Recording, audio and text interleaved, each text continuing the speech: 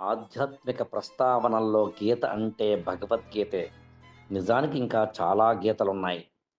ఉద్ధవ గీత, గణేష గీత, శివగీత, అష్టావక్ర గీత, వశిష్ఠ గీత, హంసగీత ఇలా ఎన్నెన్నో మన తలరాతల్ని మార్చే గీతలు.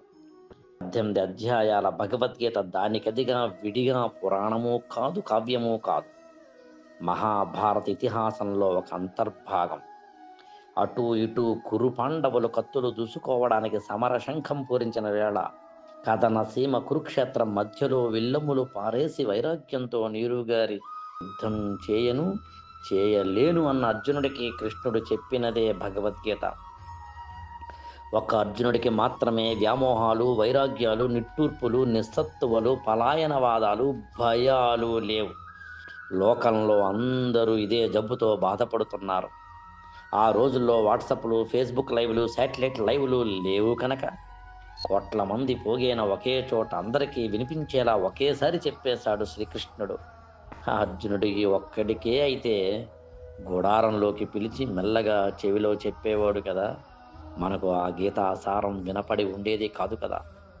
మన మెదళ్లల్లో బూజు దులిపి మన మనసుల్లో అలుముకున్న నైరాస్యాన్ని పారద్రోలి వంగిన మన వెన్నెముకలు నిటారుగా నిలబెట్టి మన జీవన కార్యక్షేత్రంలో యుద్ధానికి కావలసిన భౌతిక బౌద్ధిక బలాన్ని ఇచ్చే భగవద్గీతను ప్రస్తుతం ప్యారిస్ ఒలింపిక్స్లో భారత్కు తొలి మెడల్ సంపాదించి పెట్టిన మను భాకర్ ఎంత అత్యద్భుతంగా అన్వయించుకుందో చెబుతుంటే విన్నవారికి కడుపు నిండిపోతుంది. మను భాకర్ వయసు ఇప్పుడు 22 ఏళ్ళు. టోక్యో ఒలింపిక్స్లో సాంకేతిక ఇతరేతర కారణాల వల్ల చేతిలో ఉన్న పిస్టల్ మొరాయించినప్పుడు, పతకం చేజారిపోయినప్పుడు ఆ అమ్మాయి వయసు పట్టుమని 18 ఏళ్లే. ఆ నిరాశ, ఆ నిస్పృహ, ఆ నైరాస్యం, ఆ తలెత్తుకోలేని అవమానం నుండి బయటపడటానికి భగవద్గీత ఉపయోగపడింది. కర్తవ్యం గుర్తు చేసింది. ఫలితంతో సంబంధం లేకుండా పని మీద దృష్టి పెట్టడానికి ఉపయోగపడింది అని ప్యారిస్లో ఒలింపిక్ మెడల్ సాధించాక కళ్ళల్లో కాంతితో, మనసులో ధైర్యంతో, ఆత్మలో విశ్వాసంతో మనువు చెబుతున్న మాటలు మనందరం విని తీరాల్సిందే.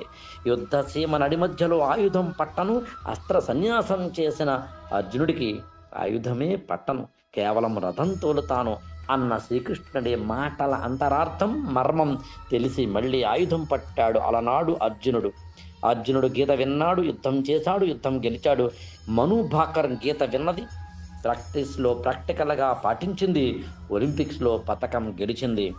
మరి మనమేం చెయ్యాలి? iDhatri.comలో పమిడికాలవ మధుసూదన్ గారి ఆర్టికల్కి ఆడియో రూపం ఇది.